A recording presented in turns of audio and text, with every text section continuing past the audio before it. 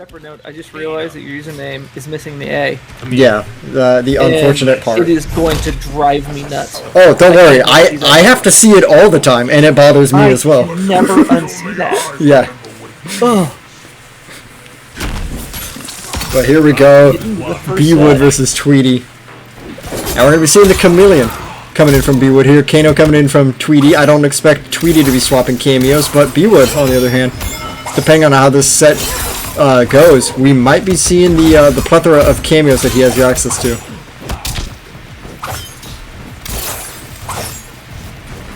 Tweedy doing a great job keeping that spacing out there.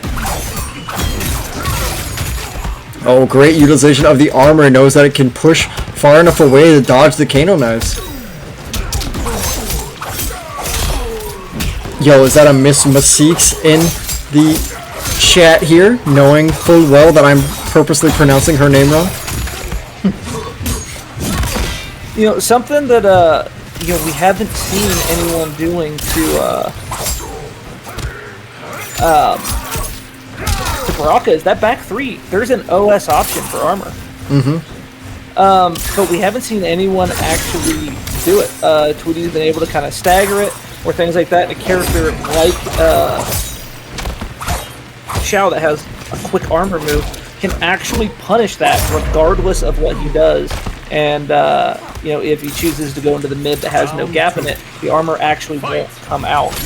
Definitely a tricky tech, and a little more difficult to do online versus in an offline scenario. But haven't seen anybody like kind of utilize that, which is a bit surprising.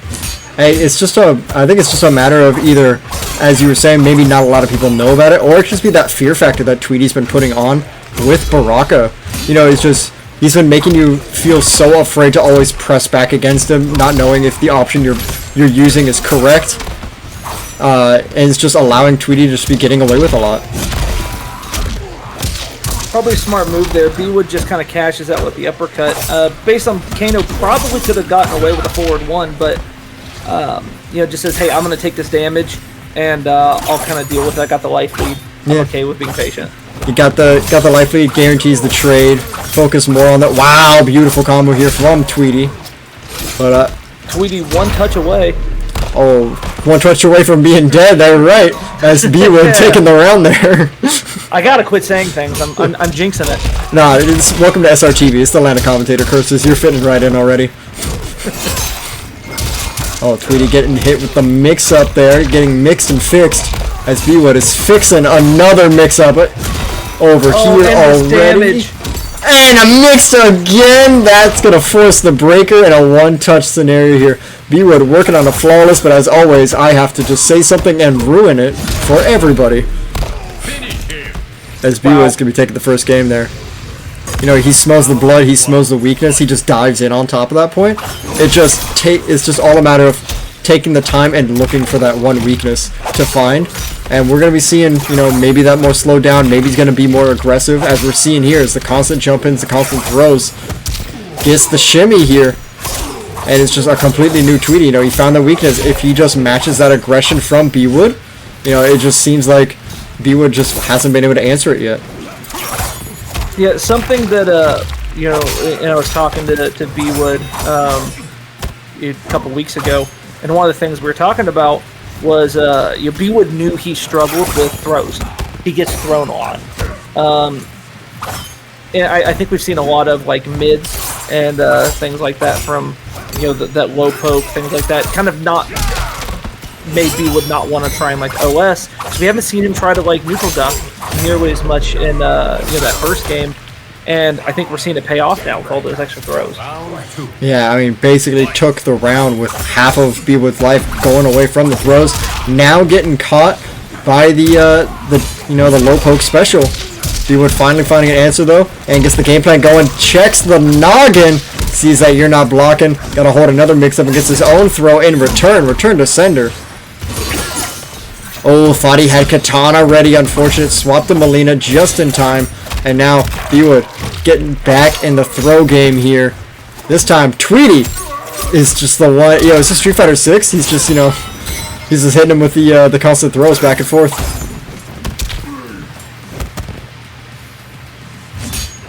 you know, that mid actually unsafe, but so hard to punish.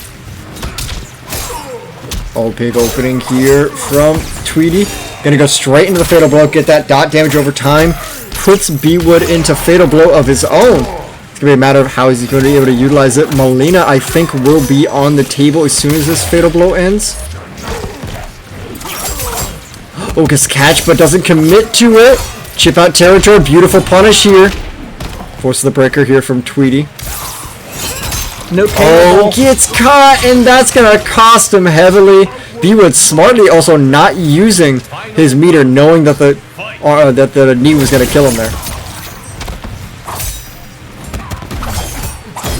I think it's something a lot of players, including myself, are guilty of is spending that to cash out at the very end, and it really hurts you in the long run. Really smart move to see Bwood, you know, kind of saving that bar, as you know, in this matchup in particular, he needs it to kind of push off some of that pressure. Yeah, I mean, as we're seeing it, every time he wants to go for those chip out, Tweedy wants to go for those chip out sequences. Bwood's just been on point with calling it out with the armor, and we're seeing another call out here, maybe enough to kill, goes into the command grab, last hit will do it. It will. Bwood on one as he is up 2-0 now on Tweedy. 4-touch Shao because of the extra health. Bwood only has to like 2 to 3 touch Baraka in order to take a round. So it's just a matter of the risk reward is more often than not in Bwood's favor. Definitely makes you know, with a balancing and having different life levels, something they experimented with in MK 11. Seeing it taken up to a more serious tone in this one. And even push farther with the new addition of Movado, taking out a full 100 health. Yeah, I mean, Movado has definitely been like the biggest controversy in terms of the changing the health bars come along, but I think with how much Movado provides as a cameo himself, gives a lot of characters throw combos. You basically can combo off of any single button, down 2 basically get the down 2 KBs back from MK11 with Movado. Just having access to how much that character gives, plus a plus on block get up and reversal, it makes sense why he gives you such a downgrade in terms of life bar. I really wish, I would like to see like a slight change where he loses 50 and then takes some of the characters, a couple that take 50 that I feel like shouldn't. For example, I think Mataro shouldn't cost you health. Mataro and Goro, the two biggest guys drain your life bar. Yeah. I'm okay with Goro, considering all the stuff he does. Right? Yeah, that's fair. But Mataro, you can't really combo off of any of his moves outside of some teleport exceptions, and you don't see him used a lot. I think there's some real potential there with characters like Rain, Liu Kang. I've seen a Tanya Mataro. That was and they did really well. That's kind of a unique pairing. But I think he would get a little bit more health. It just feels like you lose health. There's not a ton of reasons to do so. Here might be a hot take. I honestly think they should buff Goro. Not in the way you think. The main raise the roof move, I think that should be left untouched. How it is, how the move is in itself, I think it's perfectly fine. What I think is they should change Goro Punch Walk to where if you get a hit during the animation that he's carrying with a punch walk, you shouldn't be locked in the animation, so you can actually convert off it. That way you're given more combo variety with the cameo. So you're not locked into only using Raise the Roof. I don't disagree with that. Because the thing with cameos right now in this state is, with the exception of Chameleon, you're really using a cameo for one move. When it comes to Janet, you're mainly using the aerial punch move with her. When it comes to Scorpion, you're running the Flame Breath addition. When you're running Tremor, you're using the Ground Pound. One of the best pairings that Liu has, but just because the other cameos would give him a throw combo, they're so much better. And I think this is you can see it in the match we're watching now. There is a very common issue amongst competitive players is where you run into a sequence or a pattern of things, right? You know, in this setup, you do the mid the first 2 times, and then every time you do it, like a 3rd time you throw, right? People catch on to that. I think the uncommon nature of Chameleon, the fact that she's always swapping, the randomness that she has, innately fixes that problem for a lot of players.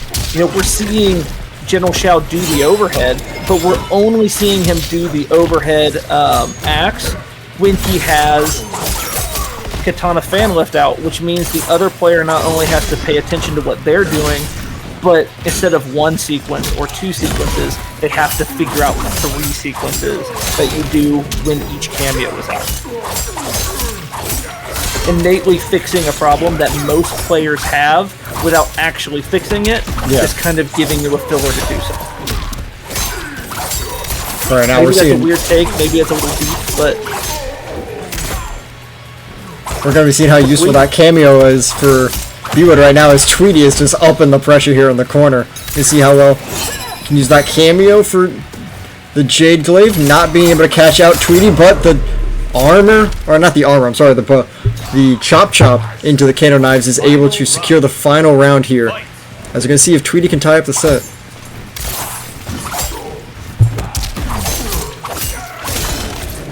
Beautiful opening here, and now Bwood on the back foot, trapped in the corner once again. Probably the scariest place to be against Baraka. Armors his way out, and able to get the side swap as well.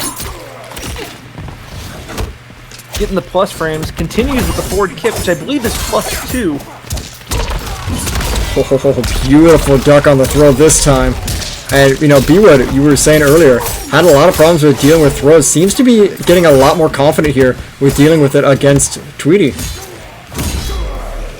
You know, and I think maybe he's listening to the commentary, right? Maybe it's on the flip side of things too, because you know we're seeing him. You know, he hadn't thrown a lot in the first 2 matches. We're seeing a lot more throws this last. Oh, wait, hold on. This is the game right here. Goes straight into fatal. Yeah, that's gonna tie it up. Tweedy with the fatal blow. 2-2 here. As he's gonna be taken. You know, he was down 2. We talked about how Tweedy was down 2-0 up until this point. Yeah, we're about to find out. We're going to be seeing the cameo swap here from Bwood to, I believe, the Kung Lao. Yeah, we're going to be seeing the Kung Lao, so having that consistent low projectile to try to keep a lot of Tweedy's approach in check while still maintaining relatively the same amount of offense here. You know, that same offense of being able to counter the Baraka Zerker with the armored knee, but Tweedy, he doesn't care. You know, he's like, armor me all you want. I'm still going to find the opening. I'm still going to get the hit. I'm still going to force you into the corner.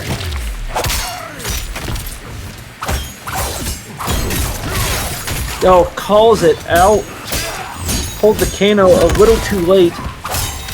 I believe in this matchup, if you're going to do that, you have to call the Kano out a bit earlier. And maybe not keep yourself as plus. Maybe even that point, instead of going for the Kano knives, maybe throwing in the addition of the Kano ball. You know, we haven't really been seeing that too often from Tweedy. Mainly when he goes for the helicopter spin, we'll be seeing it. But, you know, Kano balls doesn't give you as much plus frames as the knives. Still just as oppressive, though. And we're seeing a set point now for Tweedy, working on the reverse 3-0 here versus Bwood.